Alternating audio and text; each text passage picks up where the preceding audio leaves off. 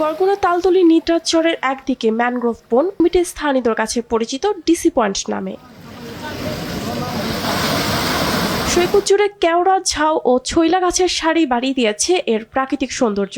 জোয়ার ভাটার খেলা, শ্বাসমূলের বিস্তীর্ণ বন আর সাগরের গর্জনে প্রতিদিনই এখানে ভিড় করছেন ভ্রমণ পিপাসুরা। পাশেই ট্যাংরাগিরি বন ও শুভ সন্ধ্যা সৈকত থাকায় নিদ্রাচরকে ঘিরে তৈরি হয়েছে নতুন পর্যটন সম্ভাবনা। তবে যাতায়াতের দুর্বল ব্যবস্থা, নিরাপদ কিংবা পর্যাপ্ত পর্যটন সুবিধা না থাকায় সৌন্দর্য উপভোগের পর ভোগান্তি নিয়েই ফিরতে হচ্ছে। রাস্তাঘাট খুব ভালো হইতো, তাহলে হচ্ছে কি এসে মানে আমরা আরো খুবই ভালো ফিল করতে পারতাম। পরিবেশটা ভালো, বাট গ্রামের পরিবেশ, কিন্তু অবকাঠামো আরো একটু উন্নত হইলে বেটার হবে। মানুষের হয়তো অনেক দূর থেকে, যারা অনেক দূর থেকে আসবে, ভালোভাবে প্রচার করলে কিভাবে আসলে ভালো হয়, একটু নৌকার কয়েকটা ব্যবস্থা থাকলে আমরা আশেপাশে ঘুরে দেখে আসতে পারবো। এখানে থাকার মতো নিজস্ব কোনো হোটেল নেই বা থাকার মতো কোনো আস্থানা নেই যে একটা মানুষ এসে থাকবে। প্রাকৃতিক পরিবেশটা খুব সুন্দর লাগতেছে এখানে, তো পর্যটকরা এখানে আসলে আমার কাছে মনে হয় সবার ভালো লাগবে। নিদ্রাচরকে পরিকল্পিত পর্যটন কেন্দ্র হিসেবে গড়ে তুলতে অবকাঠামোগত সুযোগ সুবিধা বাড়ানোর উদ্যোগ নেওয়া হচ্ছে বলে জানান উপজেলা নির্বাহী কর্মকর্তা।